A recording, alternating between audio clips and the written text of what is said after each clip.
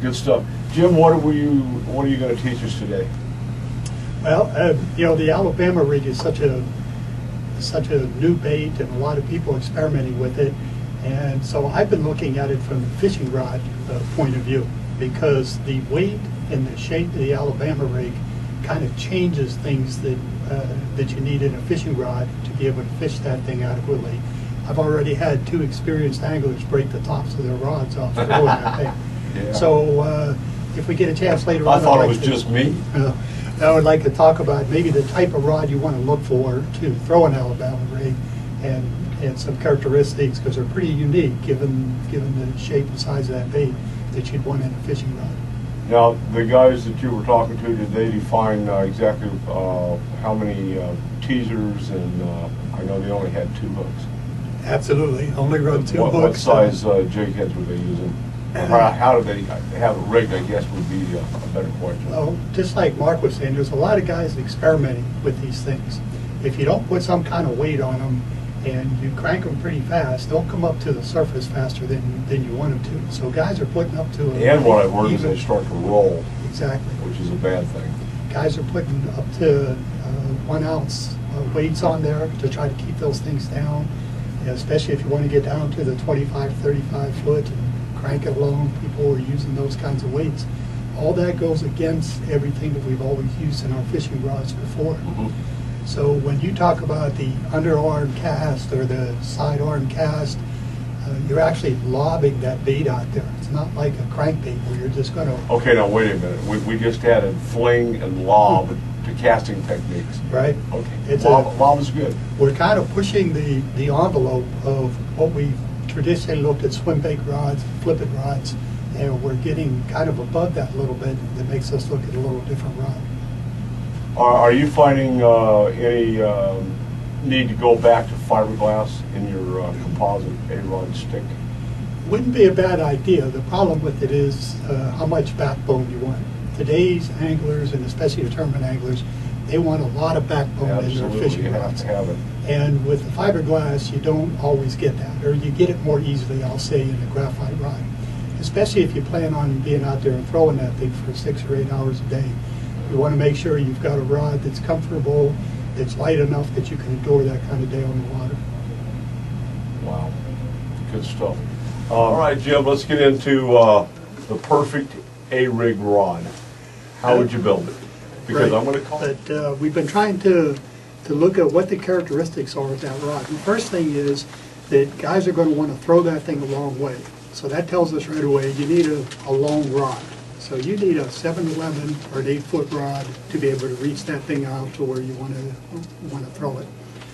The second thing that you have to be conscious of is the line weight that you're going to use. As we were saying earlier, most guys are going to braided line with this thing.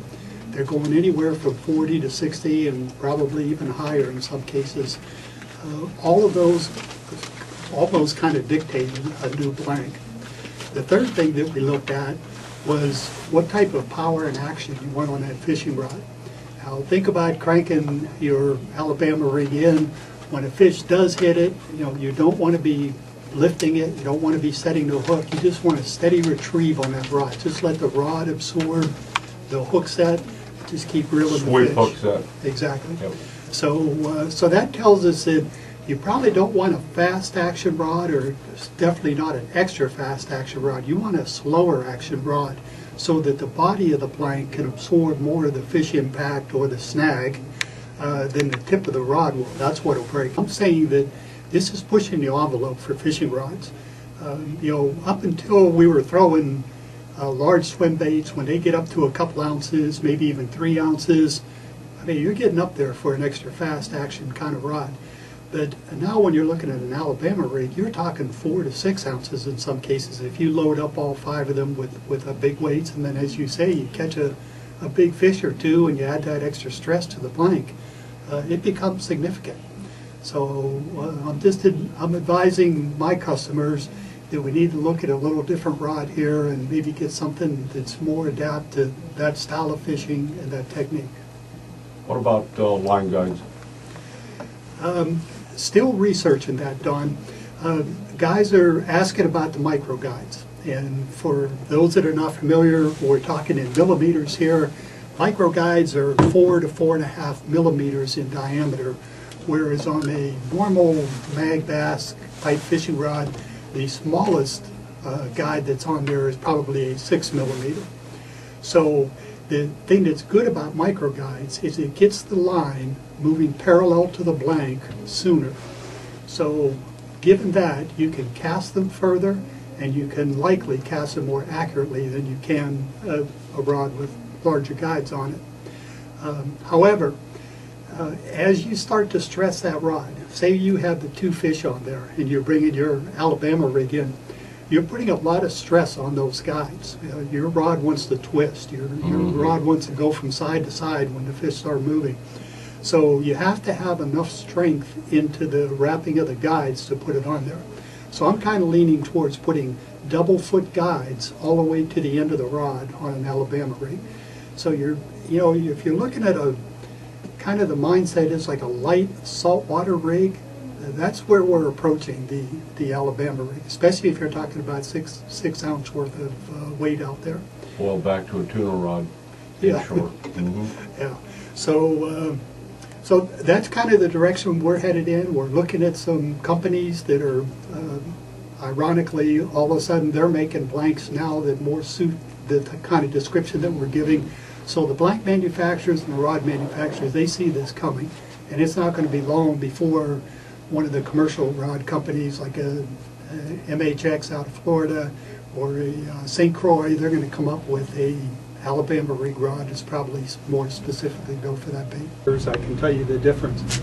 If you're looking at a size 6 millimeter or a size 7 millimeter standard Fuji Alkanite insert kind of guide, I would guess it's about if I had to guess, an 1/8 inch, say in millimeters. But then as you look at the new Fuji micro guides, they're down to about a 1/16 inch in diameter. Now, once again, the whole concept of the micro guides is to get your fishing line moving parallel to your blank as quickly as possible. The sooner you can get the line going parallel to the blank, the less resistance is going to be on the line and the further you can cast it. And then as a consequence of that, the more accurately you can cast also. So that's why such popularity with the micro guides and why a lot of guys are moving to those. One of the problems we heard with some early micro guides, and this is down to the 3.5 or maybe the 4 size micro guides, is that the line would actually freeze up in the guides and just make it solid to where you couldn't cast anymore. Well, apparently it was too cold to be fishing to begin with. Oh, that would be a good point. But yeah. As they kind of settled now on the starting with a 5 size micro guide or 5 millimeter, and then going to a 4.5 and maybe down to a 4, that seems to be the size of most rod builders and even commercial builders are concentrating on now. So you don't have much of a problem with the line freezing like you did. But you're right, Mark. Yeah, you got to put your glasses on once in a while. More standard fishing rod for that. Let me ask you this: rod eye spacing. Sure. There's pluses and minuses with this. The more guides you put on a fishing rod, the slower the line is going to go out of the rod. So you want to put enough guides on there to make sure that the line goes parallel to that blank again, that you're not touching the blank in any case, and it's not flapping or backing up going through the guides. And at the same time, not too many to where you're going to slow it down. Now, what's unique is if you going back to that blank, and I always, the motto of our company is that it's all about the blank, because it really is. There's a lot of hand operations that go into a blank. They're hand wound on a mandrel, they're hand sanded, they're hand sprayed. All of those variables mean that every blank that comes out, even production blanks, vary somewhat from one to the next.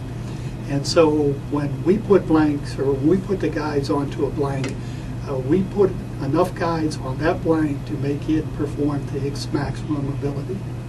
And so it could that may vary from blank to blank. It will, especially the spacing. The number of guides won't vary very much, but the spacing on it can vary up to 1/8 of an inch sometimes on blank to blank. I've ordered 2 blanks from a company, and same blank, got them in, and they just don't bend the same. And so they require guides at different points. It's one of the differences between a production fishing rod and a custom fishing rod. In a production fishing rod, they'll buy 1,000 blanks, and they'll come in and they'll temporarily set the guides and the handles and the reel seat on a sample of those blanks. They might pick 5 out of 1,000, and they'll go set them up just like a custom rod builder would do. But once they get an average of those 5, they build all 1,000 rods identically. So if you think of a bell curve, if you get one that's close to the center, you've got a pretty good performing rod. But if you get one that's on the outskirts, that rod could fish significantly different than what it was actually designed to do. Whereas a custom rod, each individual rod is set up for the blank that you're going to fish and the fisherman that's fishing it. You brought a blank down here. Would you show us how you determine where the top of the parabolic curve is?